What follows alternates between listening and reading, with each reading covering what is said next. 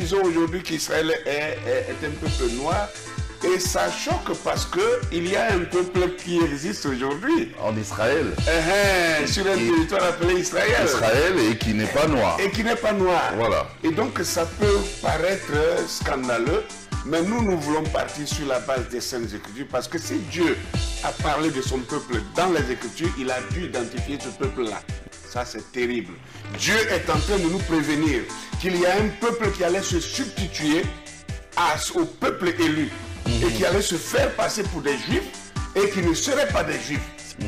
Voilà pourquoi ceux qui sont en Israël, d'abord à commencer par la langue qu'ils parlent, ce n'est pas l'hébreu, ils parlent le yiddish. Ça, ceux qui ne le savent pas, c'est de l'ignorance. Donc la servitude qui devait durer 4 siècles précis, c'est la traite négrière selon Deutéronome 28, 68, qui devait revenir d'abord en Égypte. Et l'Égypte, c'est l'Afrique. Et Dieu a donné ce code à Jean pour montrer qu'à la fin des temps, il y aura seulement de 144 000. Et 144 000 jours vous donnent 4 siècles. 4 siècles. Cherchez vos 144 000 pas chez les témoins de Jéhovah. Vous voyez l'Égypte antique.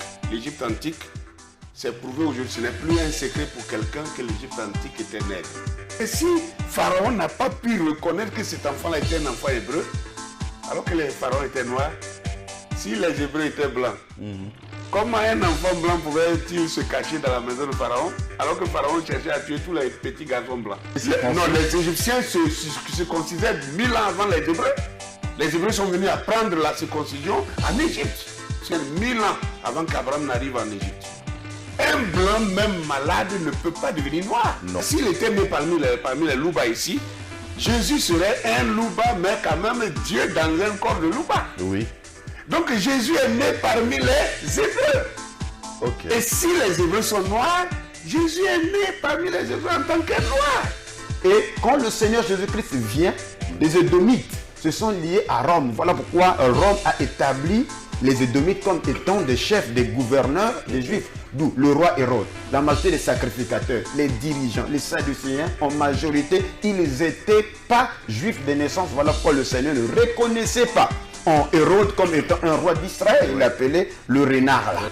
La souffrance, vous allez finir par comprendre que la souffrance de l'Afrique découle de là.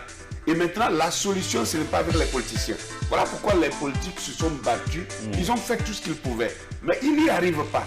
Parce que c'est une question de prophétie. Si Dieu a dit, je vais frapper ces gens, mais je vais les guérir. Il nous a frappés pendant 400 ans. Traite négrière, travaux forcés, apartheid, colonialisme, néocolonialisme actuellement. Mais nous allons nous relever. Ça aussi, c'est une prophétie. Disons, au commencement, Dieu créa les cieux et la terre et l'Esprit de Dieu se mouvait au-dessus des eaux. Des eaux. Le mot hébreu eau, c'est maïm. Maïm. Maïm. Et c'est le même mot que vous retrouvez en lingala.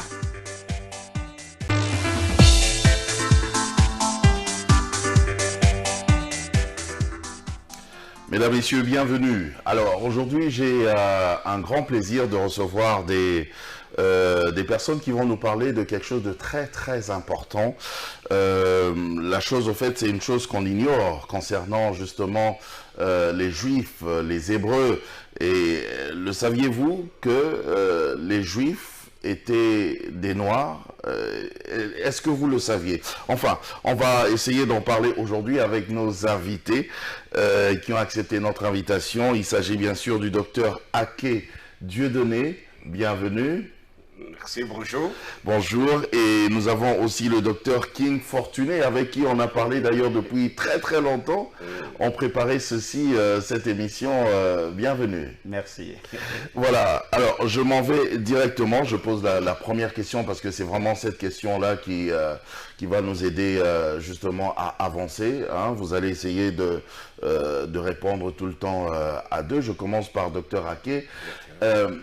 Vous dites que les Juifs, les vrais Hébreux sont des Noirs, les Africains. Nous. Pourquoi? D'accord, merci. Je voudrais saluer les téléspectateurs de Congo Web et qui nous suivent actuellement et dire que nous sommes si heureux de partager ce thème avec eux. Et les Juifs sont noirs. C'est choquant. C'est choquant. C'est choquant, mais c'est une réalité parce que quand on parle de Juifs ou Hébreux, cela fait attrait aux Saintes Écritures, à la Bible. Parce que la Bible, nous savons bien que Dieu a donné sa parole à un peuple donné. La Bible dit que Dieu a regardé parmi tous les peuples, il a choisi, n'est-ce pas, une nation. Une nation. Voilà, qui devait, n'est-ce pas, être appelée la nation élue, le peuple élu. Et c'est à ce peuple élu que Dieu a confié sa parole. Et ce peuple devrait accepter cette parole et se charger d'être missionnaire de Dieu maintenant pour aller vers les autres nations. Et ce peuple-là s'appelle le peuple d'Israël. Et maintenant, nous disons aujourd'hui qu'Israël est un peuple noir. Et ça choque parce qu'il y a un peuple qui existe aujourd'hui. En Israël.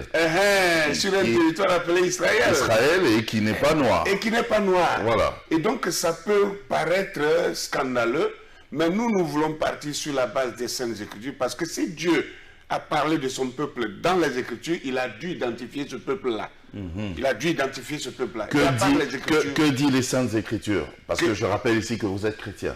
Nous sommes bien chrétiens, on est des pasteurs. Oui, vous êtes des pasteurs. On est des pasteurs. Voilà. Responsables d'assemblée. D'assemblée, en plus. Oh, quel choix. Oui, expliquez-nous. Que disent justement les Saintes Écritures? Que disent les Saintes Écritures? Premièrement, il faut d'abord enlever l'obstacle qui fait l'écran dans la mémoire des gens actuellement, parce que dès qu'on dit que les Hébreux sont noirs ou les Juifs sont noirs, directement tout le monde tourne ses regards vers Israël, en Palestine, et on voit que ce sont des Blancs. Alors donc on se dit, mais qu'est-ce que ces gens-là racontent là? Est-ce que ce n'est pas des hérésies là?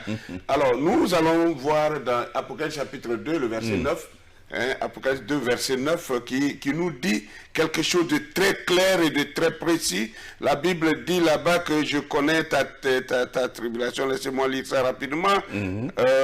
Apocalypse chapitre 2, voilà, le verset 9. Je connais ta tribulation et ta pauvreté, bien que tu sois riche, et les calomnies de la part de ceux qui se disent juifs et ne le sont pas, mais qui sont une synagogue de Satan. Ça, c'est terrible. Dieu est en train de nous prévenir qu'il y a un peuple qui allait se substituer au peuple élu et qui allait se faire passer pour des juifs et qui ne seraient pas des juifs. C'est une imposture, ça. C'est une imposture, mais qui sont une synagogue de Satan, c'est-à-dire des adorateurs de Satan. Une synagogue, c'est un endroit où les juifs se rassemblent pour adorer. Mais Dieu précise que ce sera les gens de la synagogue de Satan. Ça, c'est terrible. Et nous devons faire attention à cela parce que, alors là, si on ne fait pas attention, on risque de prendre le faux pour le vrai et le vrai pour le faux. C'est ce qui a été fait d'ailleurs. D'ailleurs, encore, et après chapitre 3, 9, dit encore la même chose et enfonce la chose plus gravement. Apocalypse 3, 9, qui nous dit encore, voici, je te donne de ceux de la synagogue de Satan qui se disent juifs et ne le sont pas, mais qui mentent. Vous voyez le mot qui est utilisé par Dieu ici, qui mentent. Voici, je les ferai venir se prosterner à tes pieds et connaître que je t'ai aimé. Alors, Dieu dit, je te donne de ceux de la synagogue de Satan qui se disent juifs, mais qui ne le sont pas, mais qui mentent. Quand Dieu dit que quelqu'un ment, il faut bien peser ce mot-là. C'est grave. C'est très grave. Dans la Bible, Jésus a dit que celui qui est le père du mensonge, c'est Satan. C'est Satan. Donc ce peuple-là, Dieu l'a identifié comme étant le peuple de Satan. Voilà pourquoi ceux qui sont en Israël, d'abord à commencer par la langue qu'ils parlent, ce n'est pas l'hébreu, ils parlent le yiddish. Ça, ceux qui ne le savent pas, c'est de l'ignorance. Oh, c'est pas l'hébreu? Ce n'est pas l'hébreu. Ça, c'est bien connu de tous. Ça s'appelle le yiddish. Et le yiddish, c'est une langue germano-turque, mélangée des mots slaves. Qu'on appelle le yiddish. Ce n'est pas l'hébreu. Deuxièmement, ces gens qui sont là-bas, ils se définissent comme étant des Ashkénazes, des Khazars et des Sépharas. Pour ceux qui ne le savent pas, un Ashkénaze, c'est eux qui se définissent comme ça. C'est comme en RDC, on peut dire que vous avez plus de 200 et quelques ethnies. 450 et quelques ethnies. En Israël, il y a 3 groupes. Il y a trois groupes de personnes. Trois groupes ethniques. Ils appellent les Khazardim, les Sephardim et les Ashkenazim. Donc, quand on prend les les gens comme les Ashkenazim ou les Ashkenazes. Ashkenaz, bibliquement, c'est le premier fils de Japheth, le premier petit-fils de Japheth. C'est-à-dire Noé a eu 3 fils. 3 fils. Cam, Sem et Japheth. Et quand on parle d'Israël ou des Sémites, ce sont les descendants de Sem. De Sem. Vous comprenez bien? Parmi les 3 fils de Noé, ce sont ceux qui descendent de Sem, qu'on appelle les Sémites. Et c'est parmi les Sémites que se trouve Héber, l'ancêtre d'Abraham, d'où découle le mot hébreu. Héber, le mot hébreu découle de Héber, qui est l'un des ancêtres d'Abraham. Héber, Péleg, Terach, Nahor, Abraham. Donc d'Abraham découle Isaac, Jacob, Jacob, les 12 tribus qui forment maintenant la nation d'Israël. Donc vous voyez que pour être juif, il faut être d'abord un sémite. Or les Ashkénazes sont carrément de la lignée de Japheth. C'est-à-dire le premier fils de Japheth s'appelait Gomer, et le premier fils de Gomer s'appelle Ashkenaz. Donc ce sont les descendants d'Ashkenaz qui sont en Israël actuellement. Ok, donc sur base de ça déjà, c'est exclu. C'est exclu, ils sont hors sujet. Ils n'ont aucune goutte d'Abraham en eux. Pas du tout. Et maintenant, les Khazars, prenons les Khazars. Les Khazars découlent d'un ancien royaume qui a existé entre le 4e et le 11e siècle, qu'on appelait la Khazarie, qui se situait au sud de la Russie et entre la mer Caspienne et la mer Noire. Et justement, la zone de l'Ukraine actuellement. Vous voyez un peu. Et ce royaume-là, c'était des Turcs, c'était un peuple turc mélangé de Slaves et de Russes. C'est ceux-là qu'on a appelé le royaume Khazar. Et ce sont ces Khazars-là qui aujourd'hui se sont dispersés partout dans le monde, parce que à l'époque, si vous lisez bien l'histoire, on vous dira que c'était un peuple usurpateur. C'est-à-dire c'était un peuple qui agressait tous ceux qui passaient, et donc ils arrachaient leurs biens, ils les tuaient et ils prenaient leur identité. Déjà à l'époque, ils étaient déjà comme ça, des imposteurs. Et des imposteurs. Et la Russie et les Allemands et l'Allemagne, qui étaient leurs voisins, leurs citoyens se plaignaient d'être agressés par les Khazars. Et donc la Russie et l'Allemagne à l'époque se sont mis ensemble autour du 7e siècle par là. Ils ont voulu leur faire la guerre pour les détruire.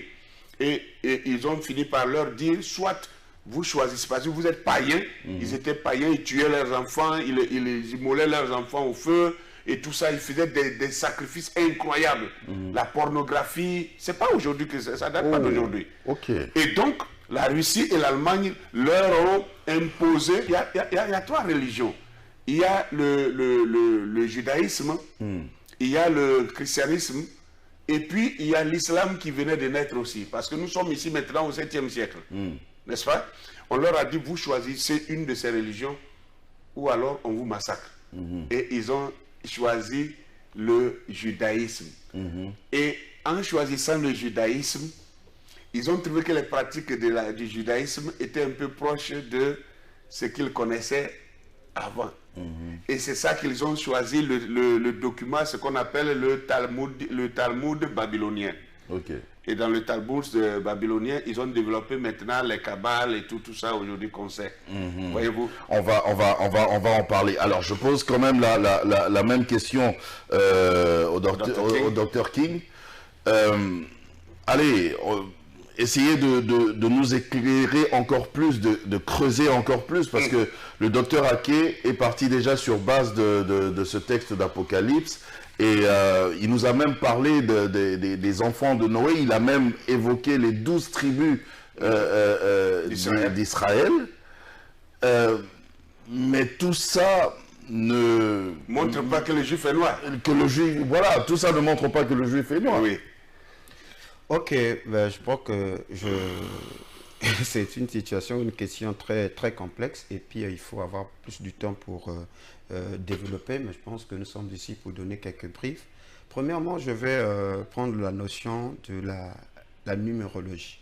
La numérologie par rapport à une clé prophétique dans Apocalypse chapitre 7, le verset 4 à 5. Il s'agit là de tout ce que la majorité des croyants, des chrétiens savent. Il s'agit du scellement des 144 000. Et dans nos églises traditionnelles, ou quand je parle de l'église traditionnelle, c'est-à-dire la doctrine universelle que l'on enseigne, l'on a souvent dit qu'au temps de la fin, il y aura le scellement des 144 000 juifs. Mais la Bible ne fait pas allusion aux 144 000 juifs. Il s'agit là du scellement des 144 000 Israélites.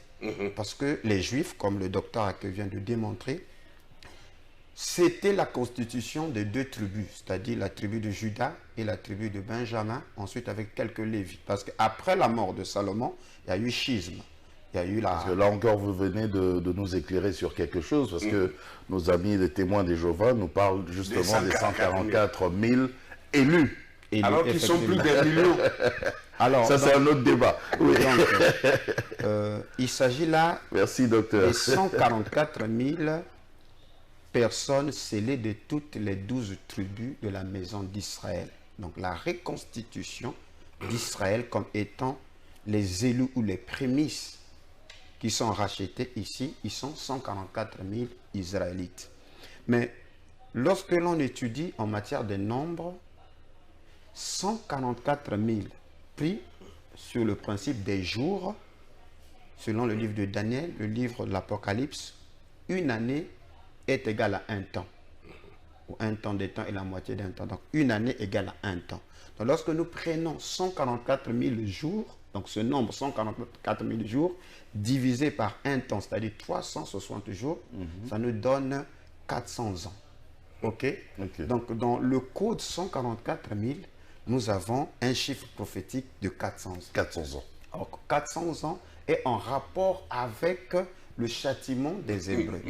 D'où Dieu avait dit à Abraham que ta progéniture sera en servitude, sera opprimée pendant 400 ans. Oui. À la 4e génération, je descendrai et je les délivrerai par ma main puissante. Ensuite, le chiffre 430 ans se retrouve aussi dans le code d'Héber, qui est bien sûr l'ancêtre des Hébreux. Parce que Héber a vécu après la naissance de Péleg pendant 430 ans. D'où vous verrez que lorsque nous rentrons plus profond là, vous verrez les chiffres 430 ans se retrouvent aussi dans Ézéchiel chapitre 4, où Ézéchiel devait se pencher 390 jours pour porter le péché de la maison Juste une parenthèse, vous allez continuer, juste une parenthèse. Est-ce que Héber, cet ancêtre des Hébreux, est-ce que Héber était noir? Oui, effectivement, voilà pourquoi. La deuxième chose que je vais dire, c'est ça. Vous aurez la parole, docteur Ake.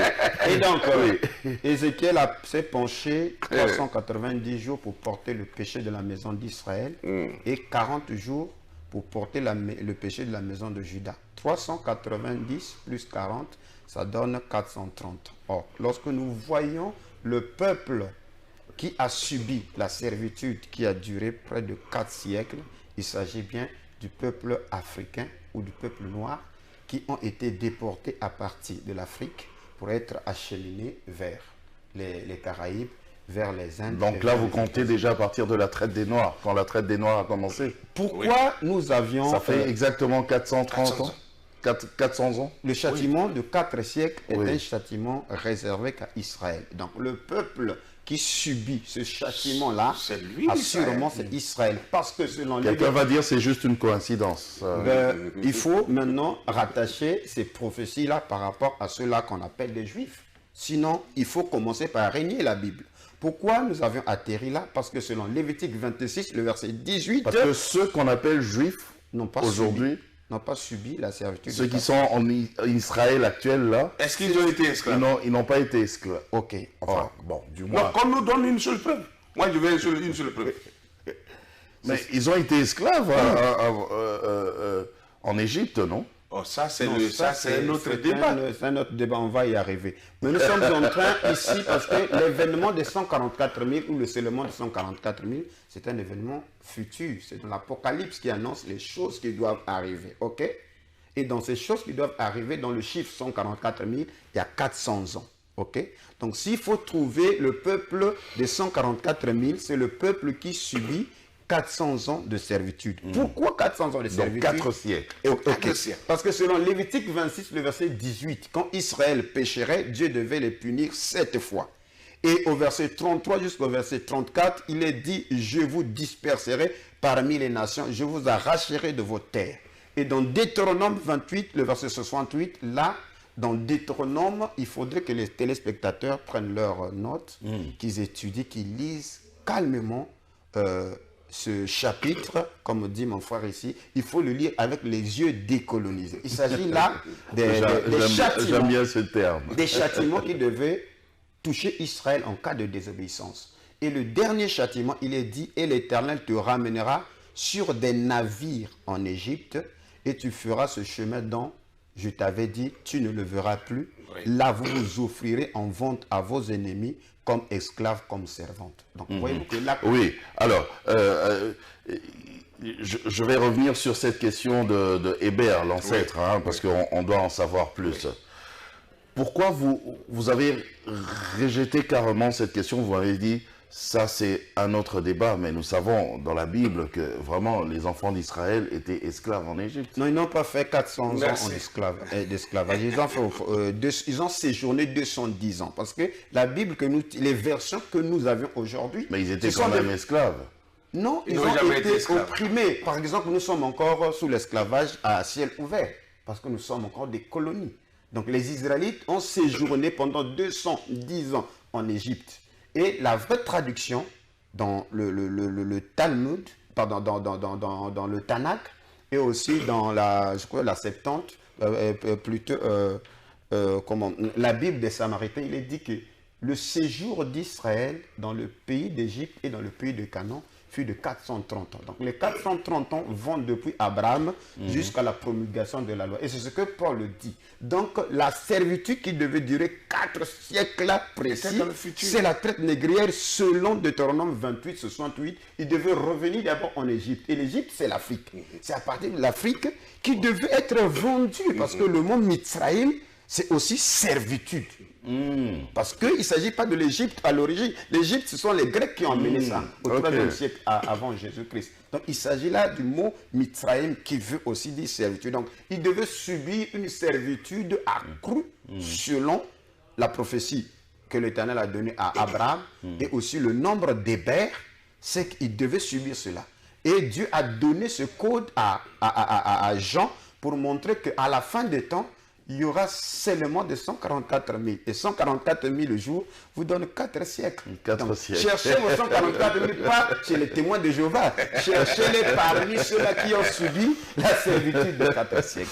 Mesdames, Messieurs, vous pouvez toujours laisser un commentaire, un message à ce numéro de téléphone. Je sais que là, dans vos maisons, ça bouillonne un tout petit peu. C'est vrai que moi-même aussi, quand j'ai appris ça, parce qu'on a eu à faire un briefing, ma tête avait bougé, donc on doit essayer de comprendre. On a parlé d'Hébert, docteur Aké. Oui. Hébert, était-il, lui l'ancêtre des Hébreux, était-il noir? Merci. D'abord, il faut nous le prouver. Je vais le prouver maintenant. Oui.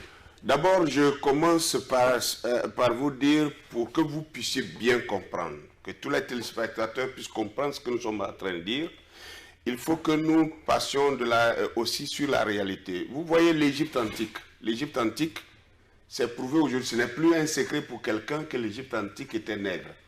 Les pharaons du temps de Joseph... Les pharaons étaient des noirs. Ils étaient des noirs, ça c'est prouvé aujourd'hui, ce n'est plus un débat. Si quelqu'un ne sait pas ça, c'est une question d'ignorance simplement, personnelle.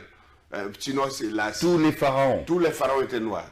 Ok. Tous les pharaons étaient noirs. Alors, sur cette base-là, si nous prenons Exode chapitre 2, Exode chapitre 2, versets 5 à 9, que je vais parcourir rapidement, la base, c'est la naissance de Moïse. Et vous savez qu'au moment où Moïse naissait en en Égypte, Pharaon avait pris la décision d'éliminer tous les enfants mâles qui naissent parmi les Hébreux. Oui. Parce qu'ils ont dit qu'ils avaient peur de la multiplication de la démographie des Hébreux. Donc tous les enfants mâles qui naissaient devaient être éliminés dès le bas âge. Mais voilà que Moïse, sa mère, l'extrait et le cache, parce qu'il était trop beau, dit la Bible. Et donc, jusqu'à un certain âge, elle ne pouvait plus le conserver et elle est allée le glisser sur le Nil comme on le laissait dans un panier. Et la Bible dit que la fille de Pharaon a récupéré cet enfant. Et elle a dit, ça c'est un enfant des Hébreux. Elle l'a dit, ça c'est un enfant des Hébreux. Comment elle a su? Maintenant, mais je l'aime. Je vais le prendre et je vais l'élever. Elle va présenter cet enfant à son père qui est Pharaon. Et elle lui dit, c'est mon enfant. Et son père accepte ça. Et le père Pharaon a accepté élever cet enfant. Et en grandissant avec le propre fils de Pharaon, Pharaon s'est rendu compte que cet enfant était meilleur que son propre fils. Et Pharaon même lui a promis le trône. Vous savez ça.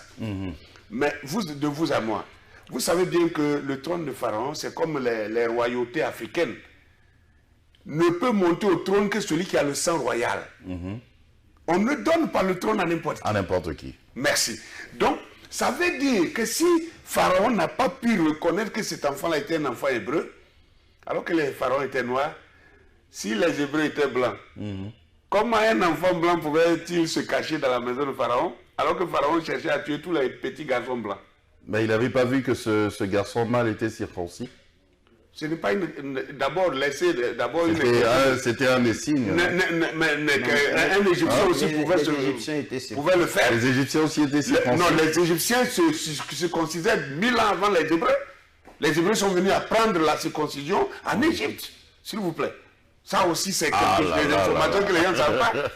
Les 1000 ans avant qu'Abraham n'arrive en Égypte. Ok. Donc ça, ce n'était pas... Ça ne pouvait pas balloter ce Pharaon. Ça, c'est un point. Donc, Moïse ne pouvait pas être un enfant blanc pour être caché dans la maison de Pharaon. C'est impossible. Mais tout ça ne prouve pas que Hébert était noir. Non, Hébert, parce que Hébert, il est hébreu, non? Je veux que vous compreniez une chose. D'accord. Sem, Cam, les historiens ont prouvé que les deux là étaient noirs. Les deux Sem enfants et Cam. Oui, les deux enfants de Noé. Okay. Mais et l'autre là? L'autre là, regardez, même vous pouvez faire un enfant blanc. Les enfants blancs des Africains, on les appelle les albinos. Ouais. Vous voyez, non? Maintenant, un albinos contre un albinos encore, ça donne quoi? C'est comme si vous mariez une femme blanche aujourd'hui, vos enfants sortiront métis, n'est-ce pas? Et si votre enfant métis s'en va marier une femme blanche, l'enfant qui sort devient blanc. Oui, c'est-à-dire de plus en plus, la mélanine disparaît. Oui, disparaît petit à petit. Et c'est la blancheur qui prend. Oui. Mais pas l'inverse. Vous voyez un peu? Donc voilà comment s'est passé les trois fils de Noé. Vous voyez un peu? Où Japheth il sort blanc. Moi-même, j'ai mes belles-sœurs qui sont carrément blanches. Vous voyez? Même les cheveux, la couleur des yeux et tout ça. Mais les gens s'étonnent de les voir parler en Chiluba. Vous voyez? Maintenant, ce même Moïse-là, quand il grandit, il voit qu'un Égyptien est en train de frapper un Hébreu, son frère, il prend la défense. Ça, cette histoire, tout le monde la connaît. Je vais passer rapidement. C'est que quand il tue l'Égyptien et qu'il fuit dans le désert, il se retrouve chez un monsieur qu'on appelle Jéthro le Madianite. Madian, ça veut dire aussi Éthiopie. C'était un Éthiopien, oui. Donc les Éthiopiens sont carrément noirs comme les Égyptiens. Il se retrouve chez Madian et il trouve les filles de Jéthro. Il prend leur défense au bord du puits et les filles rentrent chez elles à la maison. Ça se trouve dans Exode chapitre 2, le verset 16 à 22.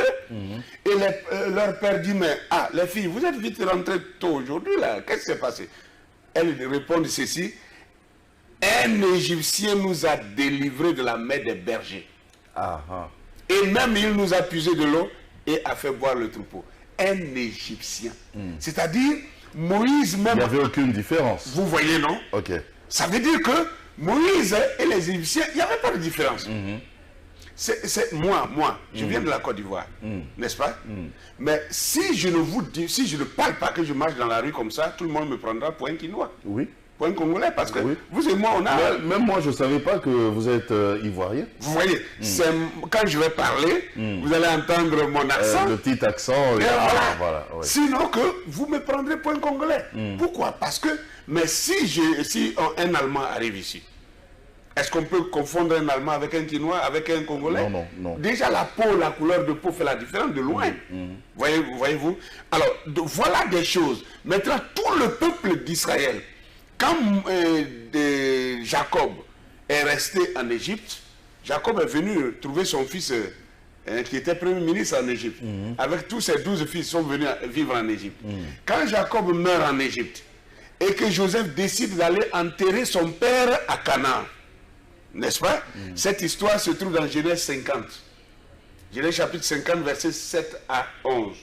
Je vais lire à la rafale pour que les gens comprennent un peu. Joseph monta pour enterrer son père. Avec lui montèrent tous les serviteurs de Pharaon, anciens de sa maison, tous les anciens du pays d'Égypte. Toute la maison de Joseph, ses frères et la maison de son père, on ne laissa dans le pays de Goshen que les enfants et les brebis et les bœufs. Vous entendez ça? C'est-à-dire tous les Hébreux sont partis pour aller enterrer leurs ancêtres. Ils ont laissé seulement les enfants et les bœufs et les brebis.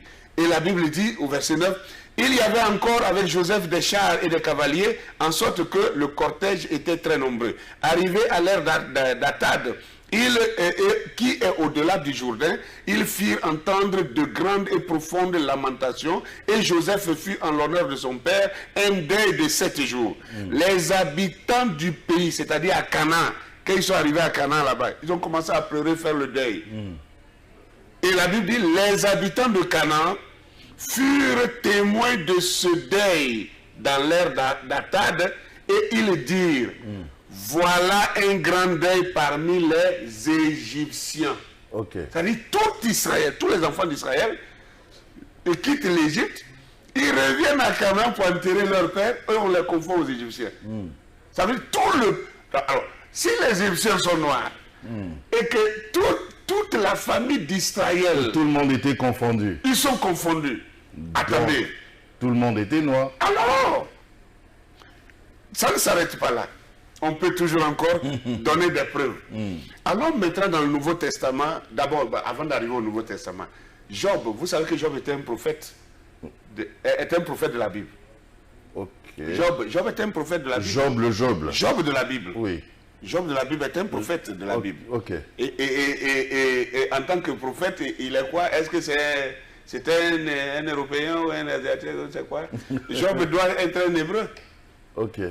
Puisque tous les prophètes sont hébreux, n'est-ce pas? Maintenant, on va entendre ce que Job dit de sa propre peau, sa couleur. Job parle de sa couleur. Job lui-même parle de sa couleur. Job 30, le verset 28 et 30. Job 30, 28 et 30. Job dit ceci, je marche noirci, mais non par le soleil. Je marche noirci, mais non par le soleil. Je me lève en pleine assemblée et je crie. Ma peau noircit et tombe. Mes os brûlent et se dessèchent. Job qui parle comme ça. Je marche noirci, mais ce n'est pas le soleil qui m'a noirci. Si ce n'est pas le soleil, ça veut dire quoi? Il est né naturellement noir. Donc Job, dans sa galère, dans sa misère, dans sa souffrance, dans sa maladie, ça dit quand un Africain a souffert les maladies, il devient plus noir. La misère, la galère. Il est en train de dire ça. Un blanc, même malade, ne peut pas devenir noir. Non, pas du tout. Ça, c'est clair. Est-ce que Jésus était noir? Mais si tous les Quinois sont noirs, eh ben, peut-être, qu'est-ce que je veux dire? Si toute la RDC est un peuple noir, et combien, dites-moi, une star d'ici, là? Le football, le Trésor Poutou. Poutou Trésor. On dit que Trésor, lui, il est un blanc. Est-ce que c'est normal? C'est comme si on dit que la Côte d'Ivoire, c'est un pays noir, mais Didier Drogba, c'est un blanc. Est-ce que ça marche? Est-ce que ça va? Ça ne marche pas. C'est pas cohérent. Ça ne marche pas. Si Jésus descend des Hébreux, physiquement, humainement, parce que Jésus, même s'il est Dieu comme nous le croyons, mais il est né dans un peuple. Il est né au milieu d'un peuple. Et ce peuple-là, s'il était né parmi les Louba ici, Jésus serait un Louba, mais quand même Dieu dans un corps de Louba. Oui. Donc Jésus est né parmi les Hébreux. Ok. Et si les Hébreux sont noirs, Jésus est né parmi les Hébreux en tant que noir. Ah, ah. Jésus n'a jamais été blanc. D'accord. Dr King, maintenant là vous le dites, vous le développez et voilà, vous essayez de faire comprendre au peuple noir que ben voilà, ce sont les noirs qui sont les vrais juifs, les vrais hébreux.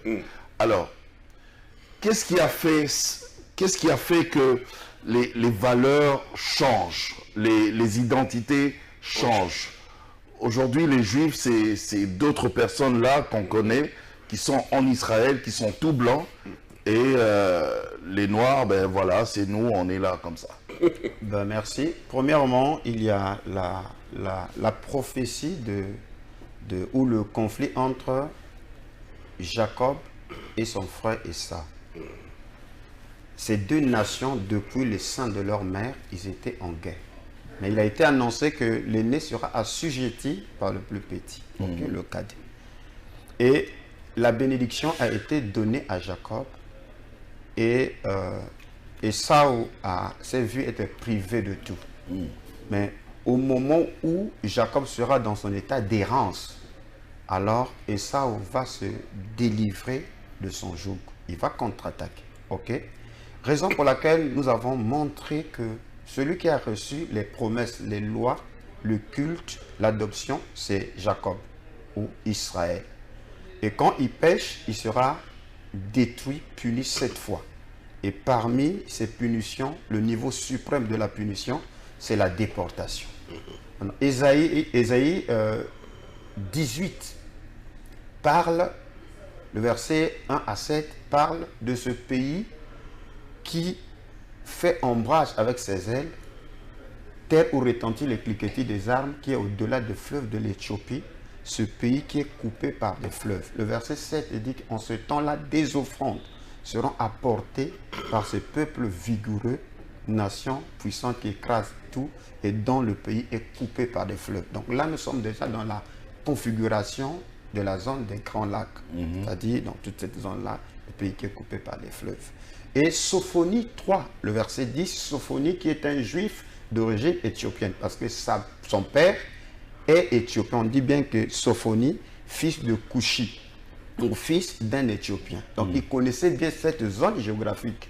Et au verset 3, au chapitre 3, le verset 10, il dit « D'au-delà des fleuves de l'Éthiopie, mes adorateurs, mes dispersés, m'apporteront des offrandes. » Donc, conformément à ces deux écritures, Ésaïe 18 et Sophonie 3, 10, nous comprenons par là fleuves de l'Éthiopie. Ça veut dire que les dispersés d'Israël vont se retrouver au temps de la fin au-delà des fleuves de l'Éthiopie. Ça, on peut faire recours à n'importe quel géographe ou à n'importe quel anthropologue. Il va nous faire comprendre que nous sommes bien sûr au-delà des fleuves de l'Éthiopie. Donc, qui sont au-delà des fleuves de l'Éthiopie? C'est un peuple. Nous sommes au-delà des fleuves de l'Éthiopie. Il est au-delà des fleuves de l'Éthiopie. Maintenant, nous devons nous examiner. Qui sommes-nous? Soit c'est les prophéties qui trompent, ou soit c'est nous qui avons un problème. Alors, pourquoi nous avons perdu cette identité? C'est parce que parmi les châtiments dans Deutéronome 32, le verset 21, il est dit que moi, j'exciterai leur jalousie par ce qui n'est point un peuple, je les irriterai par une nation insensée.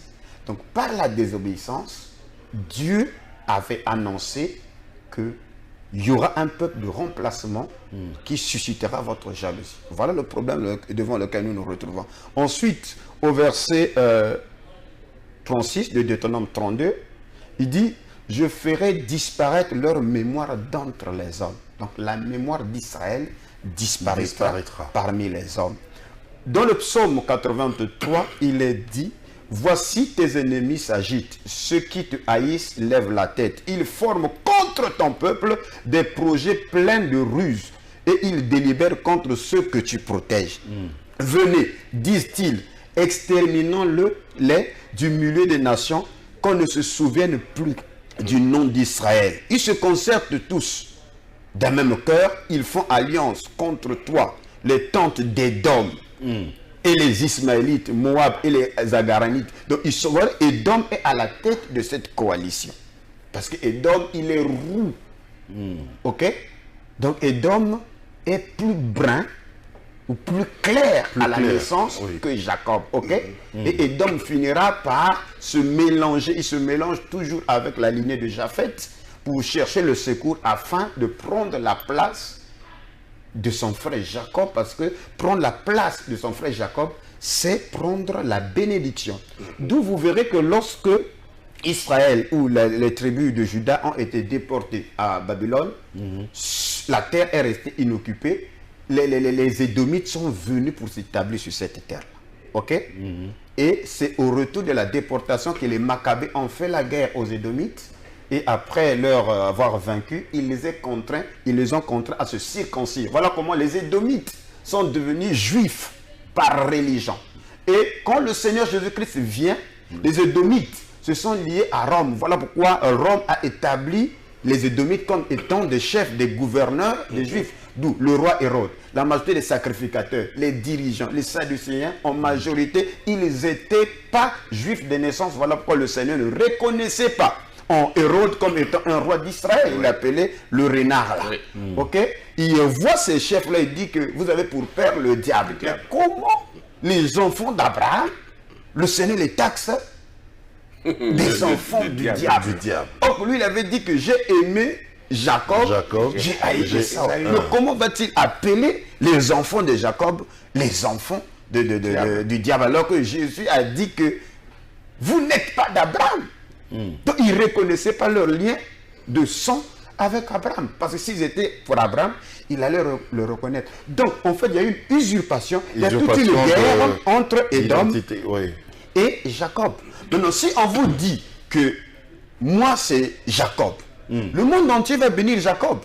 Parce que quand Jacob s'est présenté devant son père, il ne s'est pas présenté comme Jacob. Il s'est présenté comme Édom.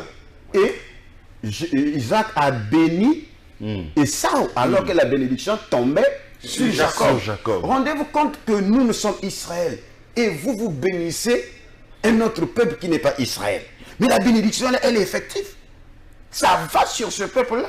Parce qu'Israël avait reçu, selon Deutéronome 28, la bénédiction des finances. Tu prêteras à beaucoup et tu n'emprunteras pas. Tu seras la tête et non la queue. Tu seras en haut et jamais en bas.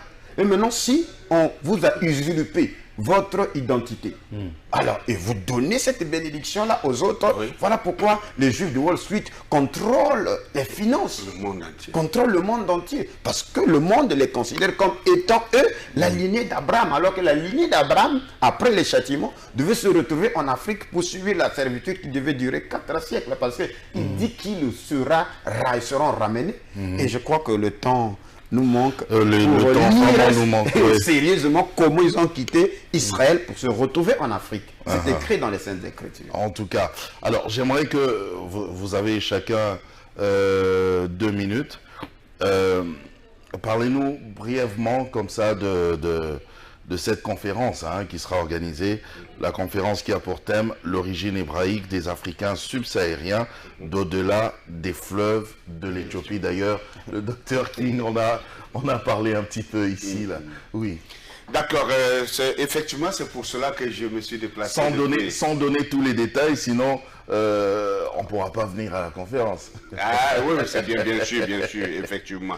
Effectivement, vous savez, tout ce que nous venons de dire sur ce plateau ne sont que des briefs. Mais la conférence nous donnera assez de temps pour déballer on le posera thème. toutes les questions. Et les gens vont me poser les questions. Ce n'est pas notre première fois. On a fait la même conférence à Douala, on a fait à Abidjan plusieurs fois. On a fait chose au Congo-Brazzaville. On est même venu ici en mars, on était à la 13e. On a fait... Donc, on attend le public là, à la Reine de la Paix. À la Reine de la Paix, la Reine de la Paix, voilà, et au croisement à Tombalba est là. Et venez, et vous allez écouter, on va exposer, et après on laisse les questions à tous ceux qui voudront poser leurs questions. Parce que cette thématique est très importante, parce que la souffrance, vous allez finir par comprendre que la souffrance de l'Afrique découle de là. Et maintenant, la solution, ce n'est pas avec les politiciens. Voilà pourquoi les politiques se sont battus. Ils ont fait tout ce qu'ils pouvaient. Mais ils n'y arrivent pas. Parce que c'est une question de prophétie. Et il faut des sacrificateurs. Il faut que le peuple de Dieu prenne conscience et que le peuple se réveille, que le peuple retourne à son Seigneur avec des pleurs et la repentance. C'est alors que Dieu va ôter l'iniquité de dessus d'Israël et nous allons reprendre l'ascendance. Notre identité. Oui, et l'ascendance. L'ascendance aussi. Voilà pourquoi les signes nous montrent que l'Europe est en train de chuter. Et l'Europe chute parce que le temps de Jacob arrive pour qu'il reprenne l'ascendance. Ça paraît une folie que je raconte. Les gens, beaucoup ne croient pas que l'Afrique va se relever. Ça, c'est grave. Mais c'est une prophétie. Si Dieu a dit, je vais frapper ces gens, mais je vais les guérir. Il nous a frappés pendant 400 ans. Traite négrière, travaux forcés, apartheid, colonialisme, néocolonialisme actuellement, mais nous allons nous relever. Ça aussi, c'est une prophétie. C'est aussi une prophétie. Venez écouter, venez écouter. Dr King, si je suis juif, d'accord, ok, par rapport aux explications que vous avez données, d'accord, je l'accepte, mais je ne parle même pas hébreu, moi. Mes frères non plus. Alors comment vous pouvez dire comme ça que voilà, je suis hébreu? Oui. Moi, je parle le lingala. Mais et d'ailleurs, on a 450 ethnies ici. Donc, à part le lingala, le swahili, il y a encore les kiteke et d'autres choses encore. Déjà, les Hébreux, dans la Bible, ou les Israélites ne parlaient pas tous la même langue. Vous verrez... Juste en une minute. Ok. Dans Ésaïe 19, le verset 18, lorsque la restauration de l'Afrique commence, il dit qu'en ce temps-là, 5 villes dans le pays de l'Égypte parleront la langue hébraïque.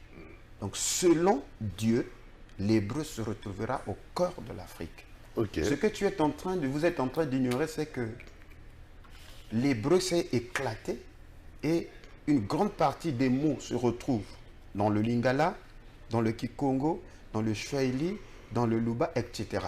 Disons, au commencement, Dieu créa les cieux et la terre et l'Esprit de Dieu se mouvait au-dessus des eaux. Des eaux. Le mot hébreu « eau », c'est maïm. Maïm. Maïm. Et c'est le même mot que vous retrouvez en lingala. Oui, nous aussi on dit maï. Ok. Le livre de Lévitique, c'est une falsification, sinon que en paléo-hébreu, c'est vaïka. Et pour ceux-là qui connaissent bien le Kikongo, le mot vaïka est un mot sacré dans l'exorcisme. Quand on dit vaïka, ça veut dire soit purifié, soit chassé, etc. Voyez-vous que, ensuite, pour terminer, je prends un mot lingala comme Mobali. Mobali, dans la Bible, il y a une divinité qui était diamétralement comme une idole qui suscitait la jalousie du Dieu d'Israël, qui était le Dieu Baal. Baal, c'est français, sinon c'est Baal ou Baali. Vous voyez? Et donc, qui veut dire en hébreu maître. Donc, Baal, c'est le maître. Quand on dit Mobali, donc la femme appelle son mari Mobali, mon maître ou mon seigneur. Donc, voyez-vous que... Mais chez nous, Mobali, c'est deux significations. Hein. Mobali, le mari, Mobali, l'homme. Mais c'est ce que ça veut dire. L'homme, c'est le maître. Moi, na Mobali. Donc, un enfant mâle. Mâle, le fort. Le puissant, le Seigneur. Voilà pourquoi Abraham, Sarah l'appelait Mobali. D'accord. On dit le mal dominant. Le mal dominant. Le chef. Mobali. Ah, ok. Le maître. Le maître. Celui qui règne. Celui qui règne. Mobali Nanga. Voilà. Mon maître. Voilà comme Israël cherchait. Sarah avait raison. Sarah avait raison. Sarah avait raison. Ah, et nous aussi, on a raison. Alors, vous avez une minute chacun pour conclure. Je ne sais pas qui commence. Docteur Aké. Merci beaucoup. Je voudrais d'abord remercier vraiment notre brillant présentateur. En tout cas, je me sens relax avec lui. Et je voudrais... Je dois venir en Côte d'Ivoire aussi. Hein. Mais finalement. Donc, vous avez déjà une famille là-bas. J'ai des amis là-bas, mais Il faut que j'aille. Il faut arriver. Oui. Il faut venir. J'ai des amis ivoiriens. Vous serez bien. Moi, je suis le premier à vous recevoir. Et je dois découvrir Yopougon, mais je suis à Yopougon. Ah, ben voilà. Je suis installé à Yopougon, moi. Je dois venir à Yopougon. Oui, votre conclusion. Je voudrais dire aux gens qui nous écoutent que ce plateau n'est pas suffisant pour tout dire. Nous avons des chaînes. Moi, j'ai une chaîne, c'est l'Ouragan du Midi, sur lequel vous pouvez avoir toutes ces vidéos. Nous avons fait des dizaines et des dizaines de vidéos sur ces enseignements-là qui expliquent en détail ces choses. Et ou le tabernacle amour fraternel, vous tapez ça, ou alors vous prenez simplement mon nom, le révérend Ake Dieudonné. Sur YouTube, vous verrez toutes ces vidéos. Alors donc, et aussi pour ceux qui voudraient, je peux donner mon contact. Oui, vous le regardez, vous leur dites. Oui. Voilà, mon contact personnel, c'est vous faites le plus 225 05 05 48 12 72. Plus 225 05 05 12 48 12 72. Nous vous invitons le samedi et le dimanche. Samedi, ce sera le matin. Le matin, c'est de 9h à 12h30. Et puis l'après-midi, c'est de 14h à 17h. Et mais le dimanche, comme tout le monde va aller à l'adoration, donc c'est l'après-midi de 14h à 17h. À l'immeuble Reine de la Paix, au 5e niveau, la grande salle du 5e niveau, juste en face de l'Iran B, voilà, au croisement Tombalbaye. D'accord, sans problème. Dr King. Oui, c'est pour clôturer, c'est que comme le docteur Ake vient de le dire, que ce plateau on ne peut pas tout développer. Le rendez-vous est pour le samedi et le dimanche. Pour retrouver mes enseignements, c'est juste... On pourra voir d'ailleurs une émission après la conférence. Hein? Oui, effectivement. Étendard du Midi sur YouTube, ou soit Dr King Fortuné.